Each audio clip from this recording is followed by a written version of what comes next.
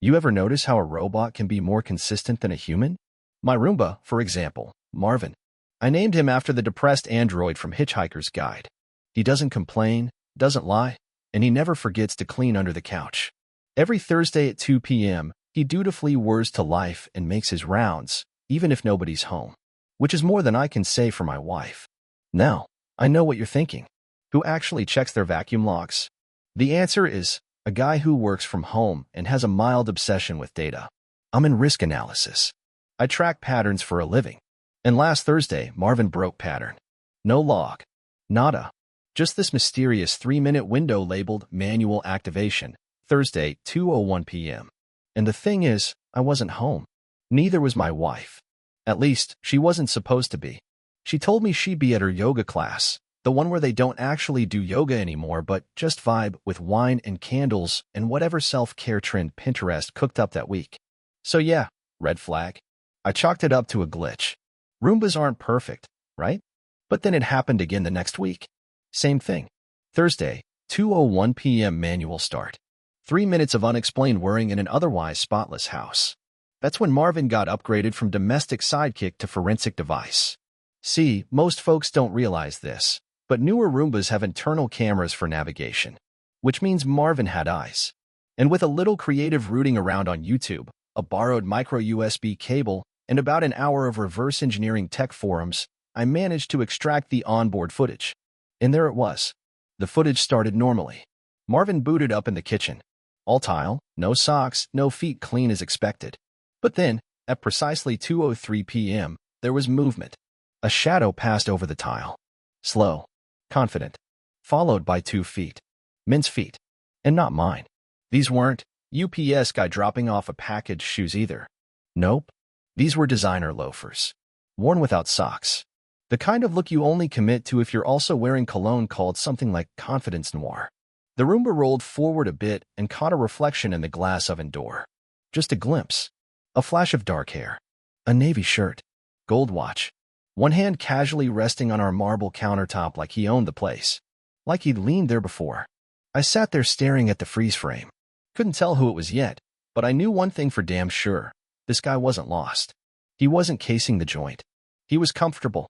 I closed my laptop slowly, the way people do in movies when they realize their life is a lie. I even did that slow head tilt thing, looking around the house like I'd never seen it before. The art she picked out. The fruit bowl she kept filled with limes we never used. The decorative books nobody ever read. Suddenly, it all felt staged. Like a set. Like a show for someone else. But I didn't confront her. I didn't flip the dinner table or cry in the shower. No, I got smarter. Because if Marvin could catch a shadow, he could catch a whole show, and I had a feeling the Thursday matinee wasn't a one-time performance. So the next day, while my wife was at her book club, I made a few modifications. Nothing drastic. Just a wider lens. Better memory card. Full battery. And I started syncing Marvin's footage to my secure cloud folder. I had a plan. Because if she was going to perform, I was going to give her a stage. And the neighborhood barbecue next month? That was opening night. The funny thing about betrayal is how boring it looks in daylight. You expect it to be cinematic. Screaming. Tears. Rain. Maybe. What you actually get is your wife humming while she folds laundry, dropping your favorite t-shirt into the drawer like she didn't just have a stranger's hands around her waist 3 days earlier. It's Monday. And that makes it worse. That weekend, I played the footage on repeat, eyes glued to the Roomba's shaky, fisheye view of our otherwise pristine home. Thursday, 2:01 p.m., like clockwork. Door unlocks. Male feet. Quick hallway shuffle. Shoes off this time. Someone's getting comfortable. She enters the frame 2 minutes later. No yoga mat. No gym bag. Just a smirk and that cardigan she never wears around me. She reaches for his face, out of frame, and they disappear into the living room. Marvin, bless him, keeps rolling. He catches shadows moving on the wall, shoes kicking at each other like teenagers under the bleachers. You know the drill. After about 15 minutes, the guy walks back into frame, shirt unbuttoned, sipping a glass of our overpriced Sauvignon Blanc. Marvin pauses, sensors triggered. They stare at each other for a second. Man and machine. Then he laughs. I swear to God, he laughs at the Roomba. Creepy little guy, he mutters, and gives it a nudge with his foot. That's the moment I started planning his execution. Figuratively, of course. I'm not a murderer. I'm a suburban husband with too much data and too much time on his hands. By Sunday, I had a spreadsheet. Column A, Thursdays. Column B, estimated time of entry. Column C, duration of visit. Column D, Marvin's highlights. 6 weeks of yoga, 6 weeks of betrayal. Sometimes they drank wine. Sometimes she wore perfume. Once, he brought takeout Thai, judging by the bags. She doesn't even like Thai food. Said it made her bloat. And me? I smiled. I kissed her goodnight. I washed the dishes she stacked while giggling on someone else's chest. Because I had a mission. The neighborhood barbecue was the last Saturday of the month. Hosted by Greg and Lisa, 2 houses down. Lisa's the type who uses Pinterest like it's a career. Greg thinks he invented grilling. They've got Bluetooth speakers shaped like rocks and a backyard projector set up with a retractable screen. For movie nights, they say. Which is code for, we like impressing people without actually having personalities. So naturally, I volunteered to bring a little something for the group. Said I'd do a demo showcase how I turned my Roomba into a home monitoring solution. Greg loved it. Said it sounded tech-savvy and proactive. Lisa gave a thumbs up and asked if she could post about it on the HO Facebook page. I said sure. The more the merrier. That week, I became Marvin's editor. I pulled footage, cleaned it up, added zoom-ins, highlighted timestamps, blurred the faces for now. Just enough to raise questions, not give away the ending. My goal wasn't to humiliate. Not yet. It was to destabilize. I cut it together like a documentary. Marvin's Greatest Hits, Volume 1. Background music? A little royalty-free jazz to keep it classy. Captions? Observe the weekly anomaly. Manual activation detected. Unexpected guest. I even added one of those British voiceovers, just a touch, like a nature doc about cheating wildlife. On Thursday, Marvin's favorite day, I told my wife I'd be working late. Told her I had to finish a presentation, something for a quarterly report. She barely looked up from her phone. Just nodded, murmured, okay babe, and walked into the kitchen. At 2:04 p.m., my phone buzzed with a cloud sync alert. Marvin had clocked in. By 2:07, I was watching the live stream from my office. They didn't even wait 10 minutes this time. She pulled him in by the belt. He dropped his jacket on my chair. My chair. The one I sit in when I'm calculating risks for multinational clients. It's weird. I wasn't even angry anymore. Just clinical. Like watching a spider build a web in your cereal cabinet. It's gross. It's invasive. But mostly, you're fascinated that they think they're getting away with it. Later that night, over dinner, she asked me if I'd remembered to pick up eggs. I told her I forgot. She sighed. Said it was fine. Said she'd just pop out early Saturday morning to get them before the barbecue. Right. Saturday rolls around. The sun is obnoxiously perfect. Greg's got his Kiss the Cook apron on. Lisa's handing out mason jars with lemon water like she's solving climate change one garnish at a time. The neighbors are buzzing, laughing. Kids are screaming about sprinklers. And me? I'm setting up a laptop. Just a quick little tech showcase, I announce with a smile. Smart home stuff. Nothing too geeky. I plug into their projector, click play. Jazz music starts. A soft British voice narrates. Every Thursday at 2:01 p.m., this autonomous cleaning device begins its route. But what happens when the home it cleans isn't as spotless as it appears? A few chuckles. People think it's cute. Quirky. Then the door unlocks. Feet enter frame. Male loafers. Slow footsteps. Silence spreads like a stain. The camera pans. Shadows flicker. A woman enters frame. Her cardigan sways. She smiles. Gasps. A few people glance at my wife, who's standing 3 feet away holding a paper plate of potato salad. She doesn't laugh. The footage blurs the faces, but not the body language. Not the hand on the back. Not the wine glass. Not the timing. Someone whispers, "Is that?" I let it play 2 more minutes. Then I close the laptop. Just a demo, I say. Hope it wasn't too dull. The crowd's frozen. Greg clears his throat. Lisa nervously taps her mason jar. My wife stares at me like I just stripped her naked in Times Square. And then, the final twist. I walk over to Greg's garage fridge, grab a beer, crack it open, and say casually, "Oh, by the way, if any of you recognize that guy, he went to Westwood High. Class of '05. Real piece of work. Used to date my wife before we ever met." I sip, smile, and apparently he never left. She didn't speak to me for 3 days. And let me tell you, silence has never been so loud. Not when you know someone has a scream buried behind their molars, fighting to claw its way out. Not when the only sounds at breakfast are spoon against ceramic and the faint tremble of breath as she pretends she's still in control of her world. After the barbecue, she ghosted the whole neighborhood. No thank you texts. No witty banner in the HOA group chat. Not even a crazy weather lately post. Lisa, ever the suburban diplomat, sent a group message the next morning. Hey guys. Wild footage, LOL. Hope everyone had fun. Smiling face with smiling eyes. Let's keep things classy and not gossip. Remember, community first. Translation. This block's a landmine and Lisa's trying not to step on one. And me? I was fine. Slept like a log. Ate my pancakes. Watched the lawn guys edge our property line with geometric precision. Routine.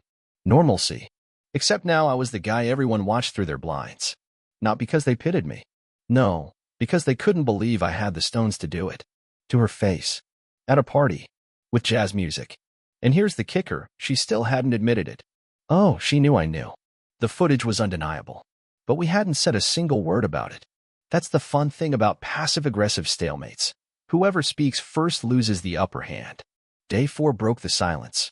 She came into my home office, and I used the word my deliberately because this space was always mine, and now it felt like the only square footage she hadn't corrupted. She stood in the doorway with her arms crossed, trying to look composed. Her left eye twitched once. That was incredibly childish. I looked up from my keyboard, paused the spreadsheet I wasn't really working on, and leaned back. Oh, you mean Marvin's big debut? Thought it went well. You know, for a vacuum cleaner. She didn't laugh. You humiliated me. In front of our friends. Our neighbors. I nodded, tapping my pen on the desk. I'd say I screened footage. Marvin did the rest. Her lips thinned. She paced. Always a pacer when stressed, like a fox in a shrinking trap. You didn't even talk to me first. You didn't ask me anything. You just ambushed me. Would you have answered? I asked calmly. If I'd asked?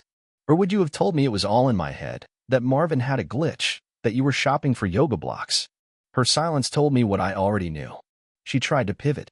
You could have ruined us. That footage, you made me look like a liar. I offered. A cheater? A woman who lets her husband invest 12 years for $100,000 in shared assets and an entire personality into a marriage that she decided to freelance out on Thursdays. Her face crumpled, just for a second. Then the walls went back up. I made a mistake. No, I said, standing slowly, you made a pattern. A mistake is once. Maybe twice. You ran a routine. You had a schedule. Even Marvin knew. She looked at the ground. It wasn't serious. It just happened. 6 weeks in a row. Same guy. Same time. Same wine. You coordinated cheating like it was a podcast release. Her voice dropped to a whisper. I didn't mean for it to go this far. But it did, I said. And now it's gone exactly as far as I needed it to. She blinked. What does that mean? It means the game's not over yet. Because here's the thing about exposure. It's just the opening act. People forget. They move on. Scandals fade. But reputation? That's what sticks. And my wife had spent years curating hers. Board of directors for the PDA, monthly columns in the neighborhood newsletter. Runs a self-care blog with just enough followers to feel important, but not enough to monetize. She built a persona, the polished, clever suburban queen who always had a Pinterest-worthy centerpiece and just the right motivational quote about gratitude. And now? There was a crack in her crown. But I wasn't done. That weekend, I printed stills from Marvin's footage. Just one per session. All with timestamps. All tasteful. No nudity. No drama. Just subtle moments, her hand reaching towards someone. A blurred face sipping wine. The infamous loafers. I printed them as 8x10s and placed them inside discreet black envelopes. Then I mailed them, one by one, to her most curated contacts. Her yoga instructor. Her editor at the blog. The chairwoman of the women's networking club. The mom who ran the carpool. Her old college roommate. No note. No return address. Just an image, a timestamp, and a reminder. Nothing stays hidden forever. By Monday, the fallout began. Her blog's comment section got real quiet. Her next post got maybe 4 likes. The yoga instructor politely asked her to take a pause from the leadership committee. The networking club removed her headshot from their site with no explanation. She confronted me that night, red-eyed and shaking. You're destroying my life. I leaned against the kitchen island, sipping bourbon. No, I'm just letting the truth speak for itself. She threw the mailer on the counter. This is psychotic. You think I'm the psychopath in this scenario? I said, laughing. You orchestrated a 6-week affair with a man you knew I used to be friends with in our home, while lying to my face about yoga stretches. And I'm the villain. He meant nothing. She screamed. Then why protect him? Silence again. And here's where things got interesting. She sat down, head in her hands. No more theatrics. And she confessed. The guy? His name's Kyle. We went to high school together. He was the kid who peaked at 17, got shiny teeth and mediocre dreams. We were close once, football buddies. Then he tried to kiss my girlfriend at prom, and that was that. Turns out, he moved back to town last year. Divorced. Selling real estate. She ran into him at the farmer's market. Thought he seemed changed. Said it just started as coffee. Of course it did. I asked her one final question. Why him? She didn't answer. Didn't have to. Because the truth is, it was never about him. It was about me. I made her feel ordinary. Predictable. Safe. Kyle? He made her feel reckless again. Wanted. Like she was living a second adolescence. Some delusional fantasy where consequences don't exist and Roombas don't record. But consequences do exist. And Marvin never misses a beat. As she sat there, sniffling, asking what now, I told her calmly, with all the detachment I could summon. Now? You pack a bag. You stay at a hotel. And we figure out the split like adults. Quietly. Efficiently. With legal counsel. She didn't argue. She just nodded. And 30 minutes later, she was gone. I poured another bourbon. Walked to Marvin. Gave him a little pat. You did good, buddy. Marvin blinked twice. Returned to his dock. I stood in the doorway of my kitchen. Alone. Clean. Empty. And for the first time in weeks, I felt something strange. Peace. But don't worry. We're not done yet. The best revenge isn't just clean. It's clinical. The first night without her felt like walking through a soundproof museum of my own humiliation. Everything was intact, but the silence wasn't empty. It was loud. The couch still had the throw blanket folded the way she liked. Her mug was in the dishwasher, rinsed but not run. The closet still smelled like whatever trendy sandalwood scent she'd been wearing lately. It was the smell of curated intimacy, fake, pleasant, expensive. I left it all alone. Didn't touch a thing. Instead, I sat in the living room, turned off every light, and watched the raw Roomba footage again. Not the edited version. Not the greatest hits. The raw stuff. Hours of Marvin gently bumping into furniture, navigating around slippers, blinking quietly under the couch while she laughed in the kitchen with him. Kyle. My old high school friend. You know what the worst part is? I remember the exact moment I stopped liking Kyle. It wasn't prom. It wasn't even the time he keyed my car senior year and blamed it on the band kids. It was sophomore year, in Mr. Danielle's computer lab. We'd finished a group project early, and Kyle leaned over to me and said, you know the trick to winning? You make people think they're smarter than you, until it's too late. That line sat in my gut for years, and now here he was, smirking in my kitchen like he'd just pulled off the ultimate heist. Except the camera caught it all. And I wasn't the one who looked stupid. She called the next morning. I didn't answer. She left a voicemail, soft, shaky voice. Hey, I know we're not exactly on speaking terms, but I think we should talk about logistics. You know, bills, storage, the car lease. I skipped the rest. She wanted to talk logistics? Fine. I sent her a PDF. 17 pages of bullet points, contracts, and itemized splits. I hired a paralegal to draw it up in less than 24 hours. She'd keep her car. I'd keep the house. We divide the savings account 60/40ths. I even let her have the better end. No alimony, no drama. But the most important clause was buried on page 13. Non-disclosure agreement. If she signed the paperwork, she also agreed to keep quiet about everything.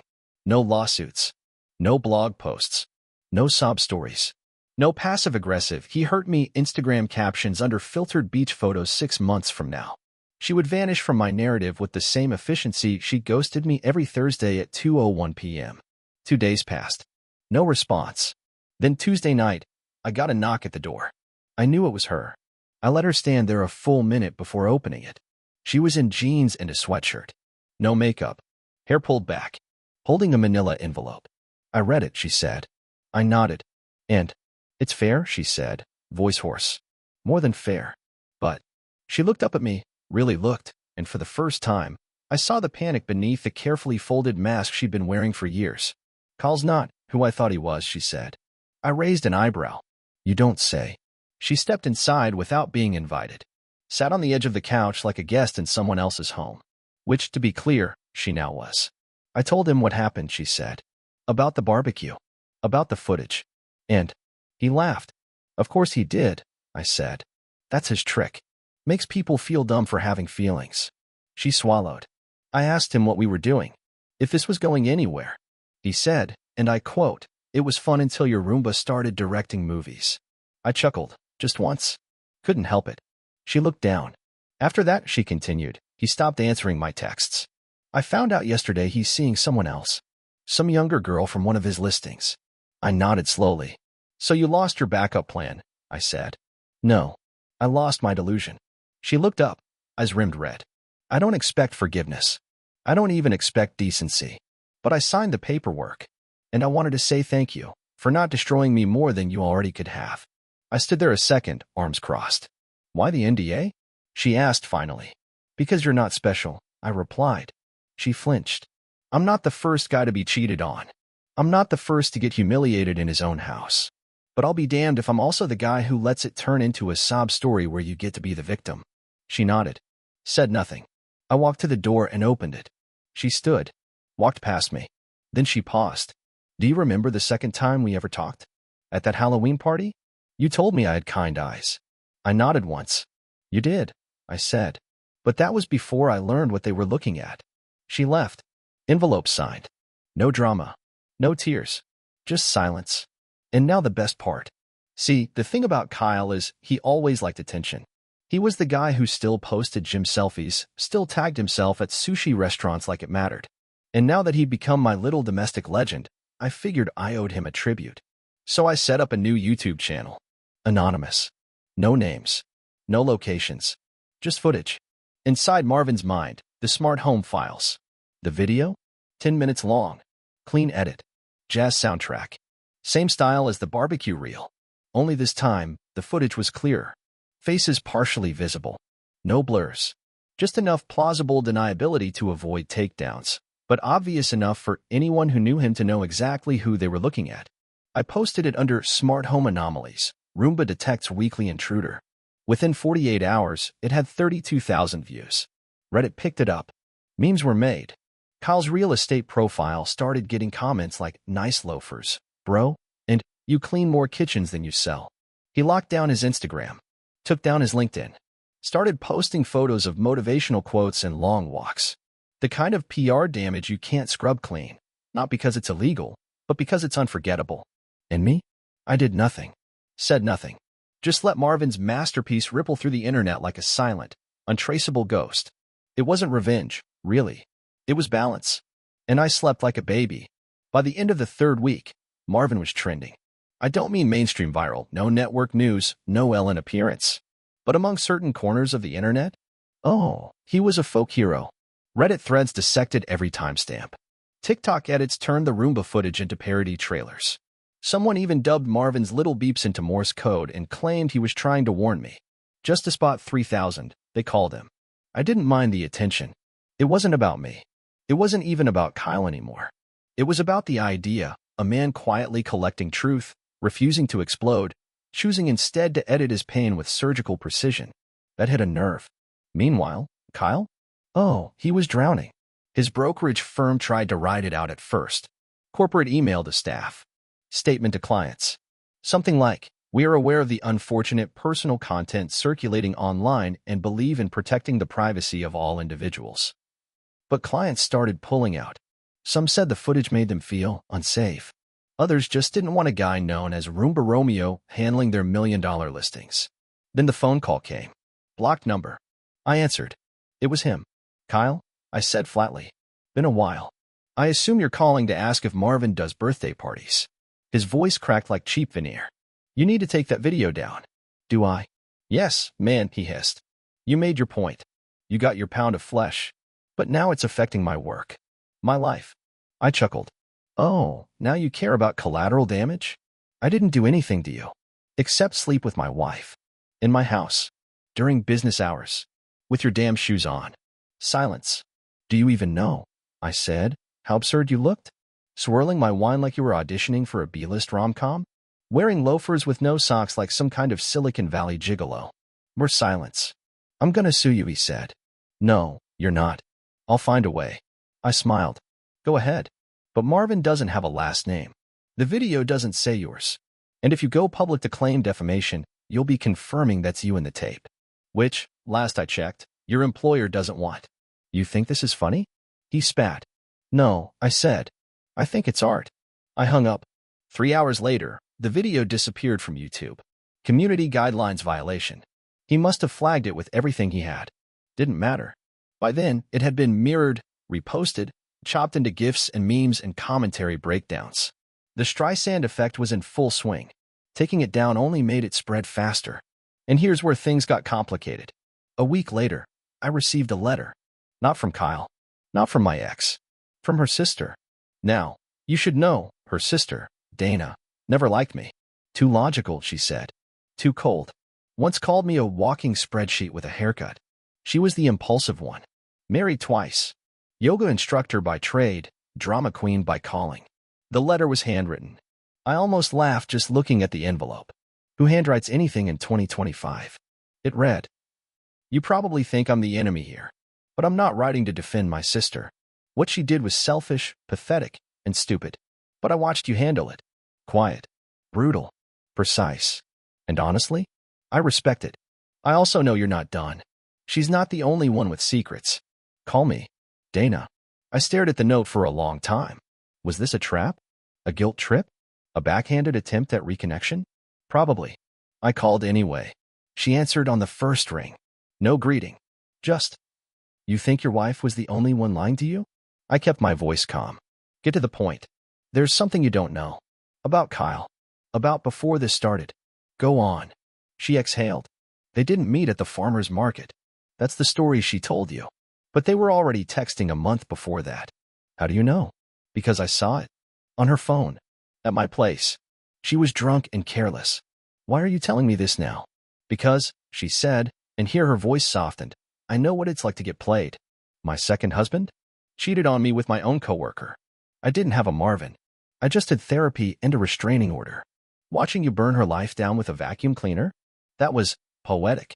I didn't say anything. Anyway, she continued, there's one more thing. Kyle's not who he says he is. Look into his business licenses. Check the filings. He's not just a sleaze, he's running something shady. Click. She hung up. I spent the next 6 hours going through public records. Kyle's license was current, but the LLC he was working under? Expired. Turns out, the brokerage he listed on his website had terminated him 3 months ago, before the affair started. He'd been using the logo, the branding, the name, all without permission. Technically, he was committing fraud. That was the moment the final piece of my revenge plan clicked into place. I called their former brokerage, posed as a potential client, expressed concern about Kyle's affiliation. They were very interested, said they'd be investigating. And me? I emailed them a link to a Google Drive folder titled Professional Conduct Concerns. Inside, every frame Marvin ever recorded. Annotated. Timestamped. Labeled. 3 days later, Kyle's license was suspended. 2 days after that, a local real estate forum picked up the story, anonymized, of course, with the headline, Viral Roomba Video Leads to Realtor Suspension Over Fraud Allegations. That one hit the local news. Not national, but enough to ensure every friend, ex-girlfriend, and high school buddy knew exactly what Kyle had become. And now we reached the point I've been waiting for. The final twist. Because while Kyle burned and my ex faded quietly into divorce paperwork and Instagram quotes about self-growth, Dana kept calling. She wanted to talk. Grab coffee. Clear the air. I declined. Then she showed up at my house. Just 10 minutes, she said. Please. I let her in. She stood in the foyer, looking around like she was trying to memorize every surface. I forgot how clean this place is, she said. She never gave you enough credit. I didn't reply. She pulled out a USB stick. I made something, she said. A sort of tribute. I took it. She turned to leave, then looked over her shoulder. By the way, she added, Marvin's not the only one who's been recording things. She left. I stared at the USB for a long time. Slid it into my laptop. Clicked open the folder. And what I saw made my skin go cold. Because Dana hadn't just made a tribute. She'd made a timeline. A meticulously organized folder of photos, messages, locations, all tracking the affair. But not just the recent one. No, it went back years. Kyle wasn't the first. He was just the most obvious. My ex? She'd been cheating for at least 4 years. Different men. Different states. Dana had everything. And she gave it to me. No strings. No explanations. Just evidence. It was more than I ever expected. More than I wanted, if I'm honest. But it changed everything. Because I wasn't just a man betrayed by a dumb affair. I was a man who'd been lied to for nearly half a decade, in my own house, in my own bed, while I vacuumed up the emotional mess she left behind. I looked down at Marvin, docked peacefully in his corner. Buddy, I whispered, we've got one more job to do. There's a peculiar moment that hits you when you finally realize you were never in the relationship you thought you were. It's not rage. Not heartbreak. Not even grief. It's clarity. Like a window suddenly cleaned after years of smudges, you look through and realize the view was never the problem. It was the glass. That's where I was. Staring at the USB Dana gave me, half a decade of quiet deception glowing on my screen. Each folder was named by date. Inside, photos, messages, screenshots of hotel confirmations, calendar invites labeled book club or self-care retreat. Everything a man needs to understand that his marriage was not a relationship. It was a cover story. There were 5 names before Kyle. 2 of them I recognized. One was her old colleague from Atlanta who'd stayed with us for a conference. Another was the trainer she said was too aggressive at her gym. The others? Blurred faces in restaurants we never went to together, hotel lobbies in cities I'd never been invited to. She had covered her tracks well. But Marvin? He had taught me one thing. Even the best lies leave a trail. And Dana? Well, she was my surprise wild card. She'd had her own motives, revenge, maybe, guilt, jealousy. Who cares? What mattered is, I now had everything. I didn't cry. I didn't scream. I didn't throw things. I just stared at the screen and made a plan. It was time for one final sweep. First, I hired someone. Not a lawyer. Not a hacker. A screenwriter. Specifically, a friend of a friend who'd written a few indie shorts and once ghost-wrote YouTube documentaries for that internet crimes channel. I gave him all the footage, the Roomba videos, the photos, the texts, Dana's files. I said, make me a short film. He looked at me like I was insane. Then he read the script I wrote. He said, this is dark. I smiled. It's also all true. Over the next 2 weeks, we built it. A short, 10-minute documentary. Titled, The Cleanest Lies, How a Robot Vacuum Solved My Marriage. Narrated in deadpan, with dramatized reenactments. Marvin's footage overlaid with phone pings, receipts, and audio recreations of her texts. I had voice actors. I had a title card. I even had end credits thanking Marvin the Roomba co-director. But I didn't upload it publicly. Not this time. Instead, I scheduled one final screening. Private. Exclusive. Only one seat. I sent her the invitation by email. Subject line, closure. You owe me that much. She responded 20 minutes later. Where and when? I sent her the details. Saturday, 6:30 p.m. At a local co-working loft downtown that I rented for the hour. Projector, wine, everything. One seat. Theater style. Facing a screen. She showed up dressed nicely, like she was still trying to control the narrative. Like maybe she could still spin this into an apology arc. I didn't speak to her when she arrived. Just handed her a glass of wine, pointed to the seat, and walked to the booth. She sat down. The lights dimmed. And I pressed play. For 10 minutes, she watched her lies unravel on a 10-foot screen. Watched herself caught in reflections, tracked by GPS, exposed in time-stamped overlays. The part where Kyle mutters, creepy little guy, as he kicks Marvin made her flinch.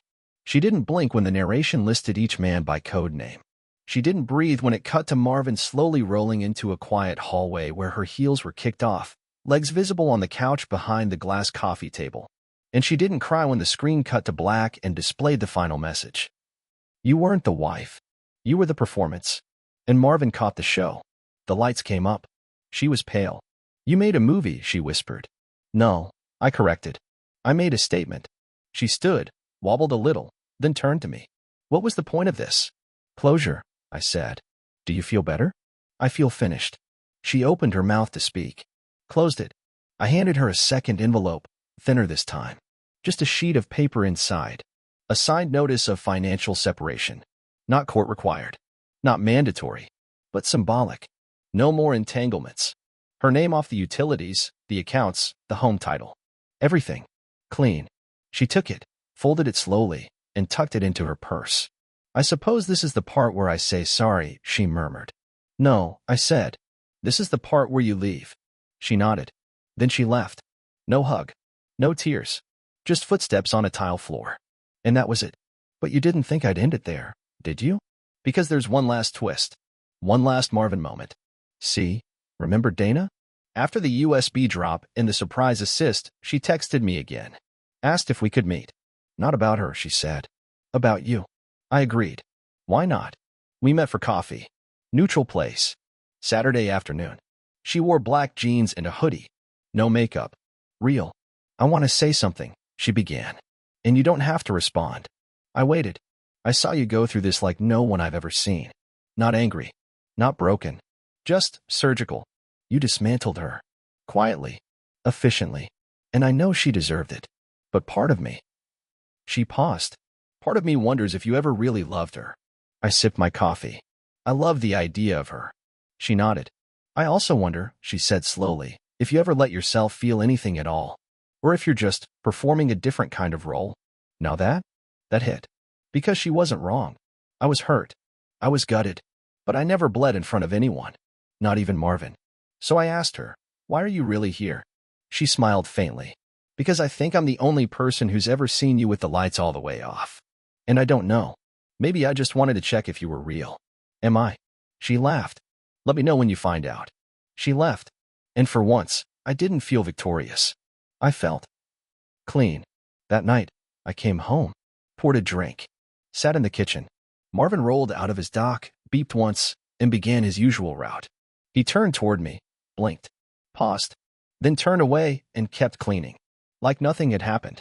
And that, my friend, is how you end a story. No explosions. No forgiveness. Just a house so quiet, even the Roomba doesn't need to record anymore. The end. Subscribe to the channel